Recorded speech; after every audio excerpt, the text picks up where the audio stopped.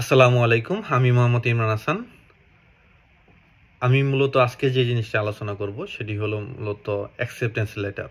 আমি অলরেডি আগের ভিডিওতে বলেছি যে চীনের অ্যাপ্লিকেশন করার সময় একটা গুরুত্বপূর্ণ ডকুমেন্টের ভিতরে এই একটা ডকুমেন্ট, সেটা হলো অ্যাকসেপ্টেন্স লেটার। আমি এটাও বলেছি যে আসলে অনেকগুলো ইউনিভার্সিটিতে অ্যাকসেপ্টেন্স লেটার ম্যান্ডেটরি না, বিশেষ করে মাস্টার্সে তো ম্যান্ডেটরি নাই। আর ম্যাক্সিমাম ইউনিভার্সিটিতে পিএইচডিতে অ্যাপ্লিকেশন করার সময় অ্যাকসেপ্টেন্স লেটারটা ম্যান্ডেটরি। এখন আমি মূলত আজকে আলোচনা করব যে আসলে এই যে অ্যাকসেপ্টেন্স লেটার, এটা আমরা কীভাবে কালেক্ট করব এবং কীভাবে আমরা প্রফেসরের কাছ থেকে অ্যাকসেপ্টেন্স লেটারটা নিব। ওকে, প্রথম আপনাকে যে কাজটা করতে হবে সেটা হলো ইউনিভার্সিটি চুজ করা এবং কি সাবজেক্ট চুজ করা। এখন আমরা যখন একটা ইউনিভার্সিটি চুজ করলাম এবং কি একটা সাবজেক্ট চুজ করলাম, এখন ওই সাবজেক্টে ওই ইউনিভার্সিটিতে আপনার সাবজেক্ট বলতে মেজর যেটা বলি আমরা আর কি, ঠিক আছে। তো ওই মেজরে কিন্তু অনেকগুলো প্রফেসর আছে, তো আমরা প্রত্যেকটা প্রফেসরের লিস্টগুলো কিন্তু আমরা ইউনিভার্সিটির ওয়েবসাইটে দেখতে পারবো। তো লিস্টে গিয়ে আমরা কি করব, সেটা যদি চাইনিজে থাকে তাহলে আমরা ইংলিশে ট্রান্সলেট করব, অথবা ইংলিশে থাকলে তো মাশাআল্লাহ খুব ভালো আর কি। তো আমরা যদি ট্রান্সলেট করার পরে আমরা দেখব তার রিসার্চ এরিয়াটা, তো দেখবো সে কোন বিষয় নিয়ে কাজ করতেছে। সাপোজ একজন প্রফেসর কাজ করতেছে বায়োইনফরমেটিক্স নিয়ে। তো আমি শুধু মূলত একটা এক্সাম্পল দিতেছি আর কি, এটা হতে পারে অন্য ডিপার্টমেন্টের ক্ষেত্রেও, ঠিক আছে। তো তো বায়োইনফরমেটিক্স নিয়ে কাজ করতেছে। তো এখন তো আমি যদি প্রিভিয়াস কোনো মানে রিসার্চ এক্সপিরিয়েন্স থাকে আর কি, পাবলিকেশন থাকে বা রিসার্চ প্রজেক্টে কাজ করা থাকে, এটা তো অবশ্যই মেনশন করবো। এবং কি আমাদের বেশিরভাগ মানুষেরই কি আসলে রিসার্চ একটা ইন্টারেস্ট আগে থেকেই থাকে আর কি। তখন আমরা দেখবো যে আমাদের ম্যাচের কোনো প্রফেসর আছে কিনা এখানে।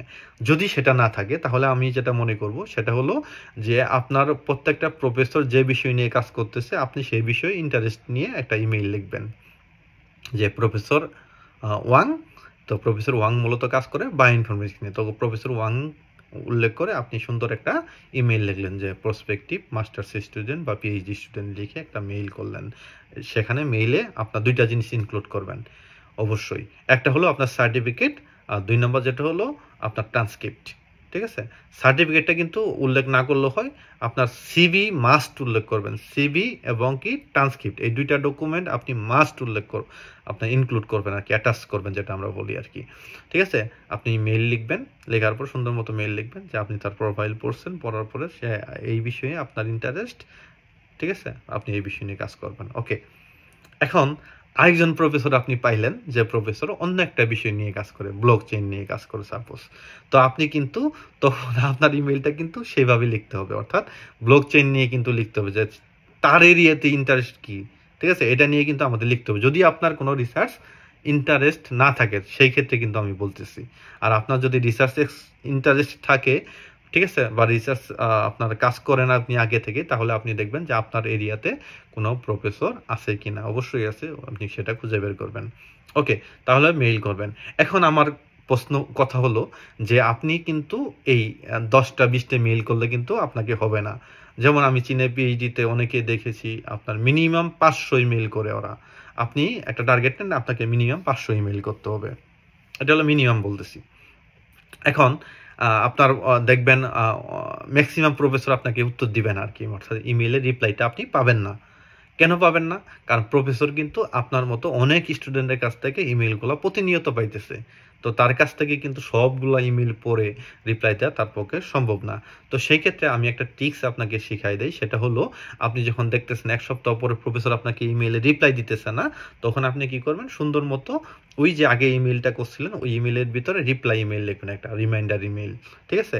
এই ইমেইলটা লিখবেন, তখন প্রফেসর আপনাকে হয়তো ইমেইলের রিপ্লাইটা দিতে পারে। তখন দেখবে যে না, ঠিক আছে, আপনার সত্যি ইন্টারেস্ট আছে এই বিষয়ে কাজ করা বা তার সাথে কাজ করার, তখন বা আপনার সত্যি সত্যি স্কলারশিপটা দরকার আছে, তখন তারা আপনাকে রিপ্লাই দিবে, ঠিক আছে।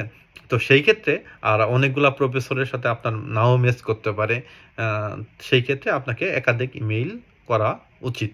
যা অনেক প্রফেসরকে আপনাকে রিকোয়ারমেন্ট দিত যে আমাকে এই বিষয়ে কিন্তু কাজ করতে হবে, তুমি কি এই বিষয়ে কাজ করতে পারবে কিনা, তখন আপনি দেখবেন যে আসলে এই বিষয়ে আপনি কাজ করতে পারবেন কিনা।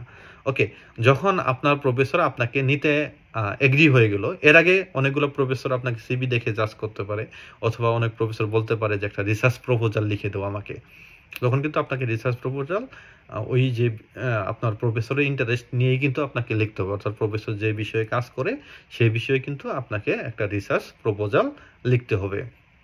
এখন অনেক প্রফেসর কিন্তু আবার ইন্টারভিউ নেয়, ঠিক আছে? সো ইন্টারভিউ কিন্তু আপনার ওই সমস্ত কিছু দেখবে আর কি, ঠিক আছে? আপনার থিসিস, আপনার প্রিভিয়াস কোনো আপনার রিসার্চ এক্সপিরিয়েন্স আছে কিনা, বা কি করছেন, ঠিক আছে? এগুলো সবগুলো জানবে আপনার সম্পর্কে, বা আপনি কি নিয়ে কাজ করতে আগ্রহী, এগুলো নিয়ে 1-to-1 ডিসকাশন হবে, আপনাকে সময় দিবে। এবং অনেক প্রফেসর, যেটা আমার ক্ষেত্রে হয়েছে, আমাকে 2টা প্রফেসর অলরেডি কোডিং টেস্ট নিছে আর কি, আমি সিএসসি কম্পিউটার সায়েন্স রিলেটেড সাবজেক্টে, তো আমাকে কিন্তু কোডিং টেস্ট নিছে আর কি পিএইচডির জন্য।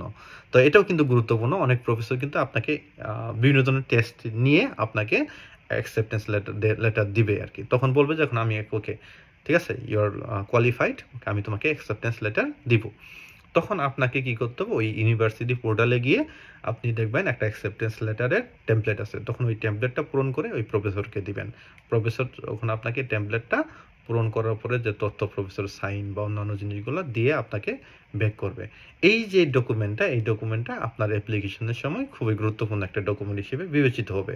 যখন আপনার কাছে অ্যাকসেপ্টেন্স লেটার থাকবে, তার মানে আপনি মনে করবেন যে অনেকের চাইতে আপনি একটু হলেও এগিয়ে আছেন, ঠিক আছে? মানে প্রফেসর আপনাকে সত্যি চাচ্ছে যে আপনি প্রফেসর। কারণ আমাদের আলটিমেটলি কিন্তু চায়নাতে আসার পরে আমাদের একটা প্রফেসর কিন্তু লাগবে, আমাদের একটা সুপারভাইজার লাগবে, একটা মেন্টর, যেটাই বলি না কেন, এটা আমাদের লাগবে, আমাদের মূলত গাইড করার জন্য বা আমাদের রিসার্চ গাইড করার জন্য।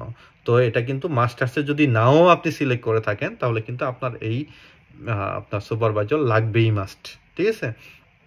তো সেই ক্ষেত্রে আপনি মাস্টার্স অ্যাপ্লিকেশন করেন বা পিএইচডি অ্যাপ্লিকেশন করেন বা যাই করেন না কেন, আমার রিকমেন্ডেশন লেটার, মানে আমার রিকমেন্ডেশন থাকবে আর কি, বা আমার সাজেশন থাকবে।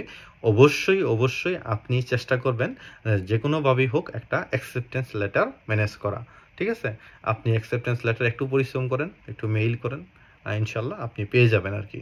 কারণ এখানে অসংখ্য ইউনিভার্সিটি আছে, অসংখ্য প্রফেসর আছে, এবং কি কোনো না কোনো প্রফেসর আপনার সাথে কাজের ম্যাচ হবে, এবং কি তারা আপনাকে নিতে আগ্রহী হবেন আর কি, আশা করি।